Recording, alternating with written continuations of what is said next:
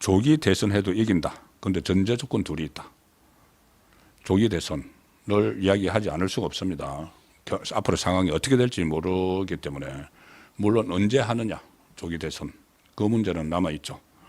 일단 이재명 대통령이 탄핵이 나중에 결정이 돼야지 조기 대선은 하겠지만은 이재명은 조금 5개월 내에 하려고 하는 것이고 그보다 더 멀리 있을 수도 있는데 어쨌든 조기 대선에도 이길 수 있다. 이 내용도 제가 그냥 저도 그런 생각을 하지만 그냥 제 내피셜로 하는 것보다는 좀 언론에서 분석하는 내용을 이런 내용들이 지금 보도가 되기 시작합니다. 그 내용을 좀 소개를 드리면서 하는 것이 그냥 제 혼자서 만족하느라고 자기 만족하느라고 하는 말씀이 아니란 것을 강조드리기 위해서 언론 보도 내용을 먼저 설명을 드리고 이어가도록 하겠습니다.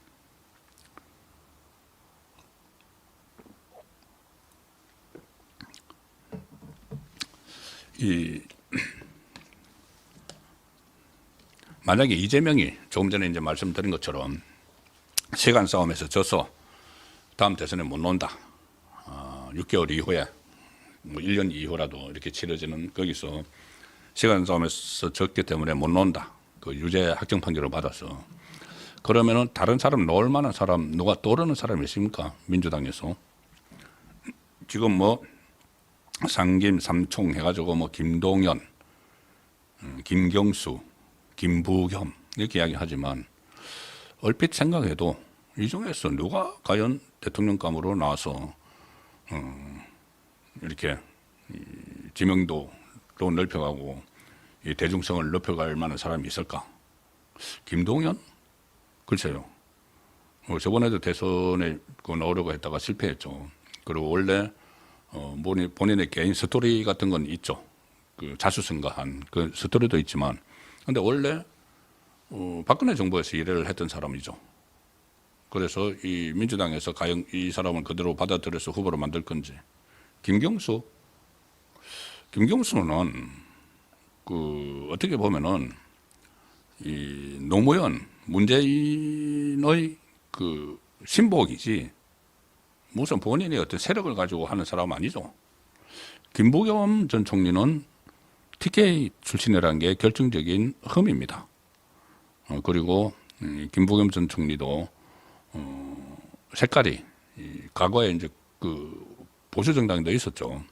색깔이 그렇게 지금 좌파들처럼 개딸들을 향해서 하는 그런 정치를 안 하기 때문에 어렵죠. 자, 국민의힘에는 그래도 뭐 오세훈도 있고 홍준표도 있고 원희룡 있고 나경원 있고 한동훈도 아직 뭐 있죠. 그런데 제가 전제가 둘이라고 하지 않습니까? 전제가 두 가지가 있다. 조기 대선도 얘기는 전제. 첫 번째는 이재명이 일단 아웃되는 전제. 지금 당장 안 나오는 전제. 물론 이재명이 나와도 이길 수 있다는 말씀도 잠시 후에 제가 드릴 겁니다. 그런데 큰 전제는 이재명이 안 나온다. 못 나온다. 시간 싸움에서 져가지고. 그리고 또 하나가 흩어지면 안 된다는 거죠. 흩어지면 안 된다. 그것을 제가 이 사례로 말씀드리겠습니다. 뉴스원 기사입니다. 뉴스원. 오늘 기사입니다. 제가 내피셜로 하는 게 아니라는 걸 말씀드리기 위해서 기사 내용을 조금 전에 소개를 드리고 이것도 마찬가지입니다. 제목이 뭐냐면은 포스트 윤 시작됐나? 포스트 윤석열 대통령 이후 조기 대선도 해볼만 하다. 조기 대선도 해볼만 하다가 기사 제목입니다. 국민의힘 윤석열 대통령 탄핵 위기 앞에서 단일 대우를 국민의힘이 강조하며 지지층 결집에 집중하고 있다. 과거에 박근혜 전 대통령 탄핵 후 대선에서 범보수 진영 후보의 총 득표수가 그때 문재인 후보에 앞섰지만은 졌죠. 그것을 반면교사 삼아서 핵심 지지층 분열을 막아내면 위기를 극복하고 차기 대선에서 해볼만 하다는 기대감이 깔려있다. 그게 지금 저변에 흐르고 있다는 겁니다. 자, 그런데 전제 중에 하나는 분열하면 안 된다. 지금 벌써 여권에서는 지지층 결집을 강조하는 메시지가 이어지고 있다. 원내대표 경선에서 어제 권성동이 이겼죠. 단결을 강조를 하면서 탄핵보다 무서운 것이 분열이다. 탄핵보다 더 무서운 것이 분열이다. 그리고 또 권성동은 뭐 나중에는 어떻게 될지 모르지만은 한동훈 대표와도 현안을 상의를 하겠다는 이야기까지 했죠. 그래서 이 한동훈은 권성동을 반대했지만은 108명 중에서 106명이 투표를 했는데 72명 지지를 받아서 압도적으로 이겼죠. 단합을 강조를 하면서. 지금 최근 들어서 뭐 김기현 전 대표 같은 경우는 계속 그 정통 보수 우파가 그 맥을 이어가야 된다. 뭐 홍준표 대구시장도 우리가 90명만 있어도 단합만 하면은 탄핵 정국 헤쳐나갈 수 있다. 그러니까 중량급 인사들도 계속 이제 단합을 강조하는 그쪽으로 가고 있는데 이렇게 강조하는 사람들의 특징이 하나 있습니다. 박근혜 전 대통령 탄핵 사태를 겪었죠. 그리고 탄핵이 일어난 이후의 일도 겪었습니다. 특히 탄핵이 되고 나서 조기 대선이 그때 치러졌을 때 왜 졌는지도 다 압니다. 그때 왜 졌습니까? 기억나실 겁니다. 자, 그때 대선에서 조기 대선에서 탄핵 다음에 일어난 조기 대선에서 범보수 진영의 득표율이 문재인을 앞섰습니다. 그걸 다 봤던 사람들입니다. 그런데 흩어져서 문재인 대통령 돼버렸죠. 그때 문재인 득표율이 41%밖에 안 됐습니다. 그러면은 이 보수가 그 단결했으면은 충분히 이길 수 있죠. 41%니까는. 그거보다는 단결을 하면 전부 다 100인데 그다음에 뭐 심상정이 있다고 해도 자 문재인이 41.08%, 그다음에 홍준표가 그때 자유한국당 후보로 나왔는데 24%, 안철수가 또 국민의당 후보로 나왔죠. 21%, 유승민이 바른정당 후보로 나와서 67%, 이렇게 쭉쭉쭉쭉 다 잘라져서 가져가서 범보수 뭐 안철수는 그때 뭐 보수라고 하기 그랬고 중도지만은 어쨌든 지금 보수로 치면은 홍준표, 유승민도 마찬가지고 그때 뭐 탄핵에 반대해서 나갔지만 유승민 그때 찍은 사람들이 민주당 지지자는 아닐 사람들이 더 많죠. 그래서 어쨌든 그때 범보수로 꼽혔던 이 득표를 모두 합하면은 득표율이 52.2%입니다. 홍준표, 안철수, 유승민 52.2%. 문재인은 이 절반을 못 넘었죠. 41.08%. 그래서 그대로 하면은 만약에 단일화됐으면 이겼을 것이다. 물론 진보의 심상정 6.1%를 더해도 6.1%를 문재인에게 더해도 그러니까 문재인과 심상정이 단일화하고 유승민, 안철수, 홍준표가 단일화했으면은 이 보수 쪽이 이겼다는 이야기죠. 그 상황을 많이들 기억을 하고 있기 때문에 이 단합만 하면은 결속만 하면은 조기 대선에도 이길 수 있다는 이야기가 나오는 것이고 지난 총선에서 뭐 완패를 했다.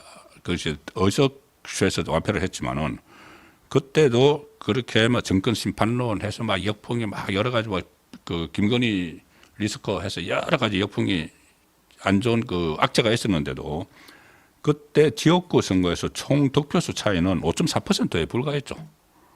국회의원 의석수는 소선거구제의 이 폐단 때문에 국회의원 의석수는 그렇게 벌어졌어도 지역구의 총 투표수의 평균 그 비율은 5.4%밖에 안 졌습니다.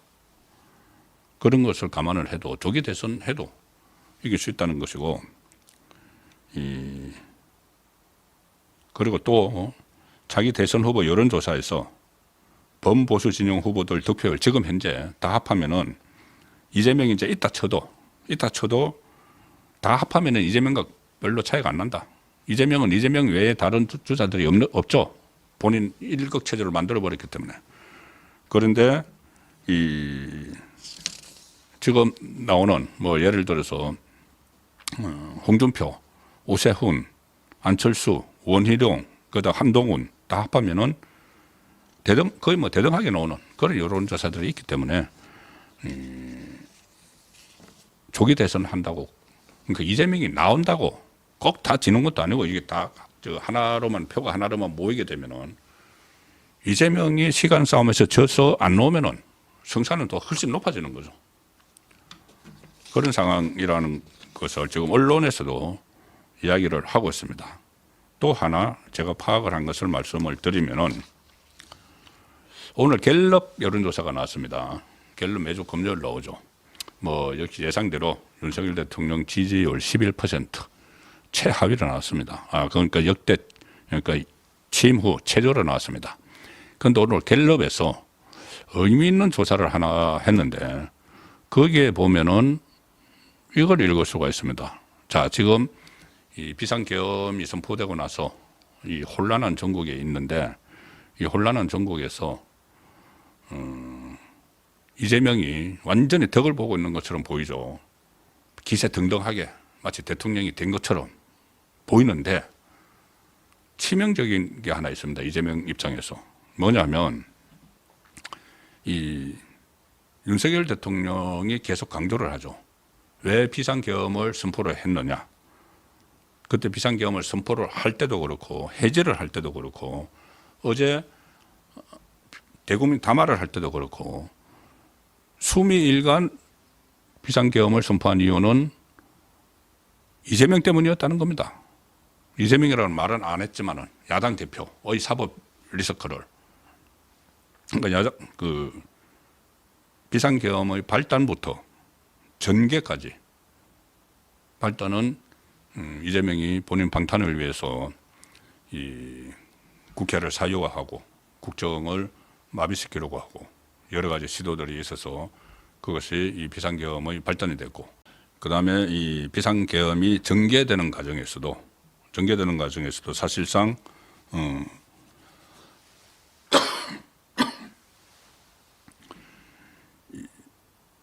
당장 이렇게 매주 탄핵을 표결을 하고 하는 것도 조금 전에 제가 말씀드린 것처럼 시간이 없기 때문에 이재명이 시간이 없기 때문에 이런 상황을 만들고 있다는 것을 계속 윤석열 대통령이 강조를 하고 있죠. 이것이 어떤 효과를 낳고 있는가 하면은 그동안 정치에 관심이 없던 그 사람들 주로 이제 중도층이나 무관심층이 이번에 비상계엄 사태를 맞으면서 그런 부분들을 인식을 하게 되는 거죠. 이재명의 사법 리스크 그리고 사법 리스크 해소를 위한 이 방탄 이 문제에 대해서 관심이 없던 국민들이 이 상황을 알게 되는 겁니다. 알게 돼서 이재명에 대한 신뢰도가 떨어지는 물론 윤석열 대통령에 대한 지지율도 떨어지지만 조금 전에 말씀드렸다시피 윤석열 대통령 지지율도 11%로 떨어지지만 정치에 관심이 없던 사람들이 계엄령의 원인을 계속 이것이라고 이야기를 하니까 그것을 믿지 않는다고 해도 저걸 가지고 어떻게 계엄령을 선포를 해 이렇게 생각을 하기는 해도 이재명이 어떤 그 예산을 꼭 필요한 예산을 다 깎아버리고 국정운영의 발목을 잡기 위해서 자기에게 필요한 자기를 앞으로 잘 봐줘야 될 법원의 예산은 올리고 이런 부분이나 탄핵을 무차별적으로 해서 공무원들의 직무를 정지를 시켜서 국정운영이 잘 안 되도록 한 거 이런 부분들은 관심이 없던 것을 인식을 하게 되는 거죠. 그래서 이재명에 대한 신뢰가 떨어지고 있다. 이것 역시 제가 내피셜로 말씀드리는 것이 아니고 데이터가 있습니다. 갤럽. 조금 전에 제가 한국 갤럽 조사에서 윤석열 대통령 지지율이 11%로 최저로 나왔다고 했죠. 이 오늘 갤럽 조사에서 뭐를 하나 물었냐 하면은 또 질문이 하나 있습니다. 뭐냐? 이 비상계엄 사태, 지금 비상계엄 사태, 이 수습하는 국면에서 중요한 위치에 있는 인물 4명에 대한 신뢰 여부를 물었습니다. 자, 이 수습 국면에서 중요한 위치에 누가 있겠습니까? 이재명이 있죠. 계속 탄핵해야 된다고 주장하는 이재명이 있죠. 또 한 사람 한덕수 국무총리 있죠. 한덕수 국무총리 이제 권한 대행을 할 수도 있는 한덕수 국무총리 있죠. 또 한동훈 있죠. 여당 대표. 한한 체제로 한덕수 한동훈 체제로 국정을 이끌어갈 것처럼 했던 그리고 이 위헌성 있는 계엄령이라고 바로 이야기를 하고 대국민 담화를 이 내란 자백이라고 하는 그 한동훈 있죠. 또 한 사람이 우원식 국회의장입니다. 제가 제일 처음에 우원식 국회의장의 이 행태에 대해서 말씀을 드렸지만 어쨌든 우원식이 계속 담화도 발표를 하고 뭐 그때 비상계엄을 부결시킬 때 우원식이 이 스포트라이트를 받았죠. 어쨌든 언론을 많이 탔죠. 자, 그래서 그 네 사람, 이 네 사람에 대한 신뢰도 조사를 했습니다. 그러면은 이 상황에서 누가 더 정치적으로 덕이 되고 실이 되는지를 알 수가 있겠죠. 그런데 가장 여기 덕을 본 사람이 우원식입니다. 우원식. 왜냐하면 우원식은 뭐 제가 좀 전에 말씀드린 그 나쁜 면들 이재명의 지시에 따라서 막 국회 일정 열어주고 한 것은 부각이 안 되죠. 잘 모르죠. 제가 말씀드리니까 알 수가 있는 건데 그 대신 우원식은 그때 그 새벽에 심야에 비상계엄령을 해제를 하는 그것을 두드리고 이렇게 하니까는 우원식에 대한 이미지가 높아져서 지금 그 좌파 일부에서는 이재명 나가면은 아웃되면은 우원식이 대권 잡으면 대선 나가면 되겠네 이런 말까지 나옵니다. 어쨌든 가장 그 덕을 본 인물은 신뢰 여부에서 우원식입니다. 우원식을 신뢰한다가 56%, 신뢰하지 않는다가 26%, 신뢰한다가 2배 이상 많죠. 우원식이 가장 덕을 봤습니다. 그 다음에 한덕수 국무총리는 신뢰한다 21, 신뢰하지 않는다 68, 신뢰하지 않는다가 3배 많고 물론 지금 다 유권 쪽이 그렇죠. 한동훈도 신뢰한다 15%, 신뢰하지 않는다 77%. 신뢰성을 많이 잃었죠. 한동훈 대표도. 자, 이재명은 그렇다면 지금 앞장서 가지고 막 이렇게 나와서 탄핵을 해야 된다고 외치고 막 이렇게 하면은 이재명의 신뢰도가 막 올라가야 되죠. 그런데 안 그렇습니다. 신뢰한다가 41%고 신뢰하지 않는다가 51%. 오히려 신뢰하지 않는 쪽으로 이 사태를 맞아서 본인이 아무리 앞장서서 탄핵을 한다고 하지만은 이재명의 신뢰도는 더 떨어져 버렸습니다. 자, 그런 것들을 제가 하면은 말씀드리면은 이재명은 이번 사태를 겪으면서 오히려 신뢰를 더 떨어뜨렸다. 그렇게 정리를 할 수가 있는 상황입니다. 그래서 제가 이런 여러 가지 상황을 살폈을 때 조기 대선을 해도 이긴다. 단지 전제가 둘이 있는데 하나는 이재명이 그 조기 대선 전에 아웃되면 제일 무난하고 아웃되지 않더라도 하나로만 뭉치기만 하면은 이긴다. 그 말씀을 드렸습니다.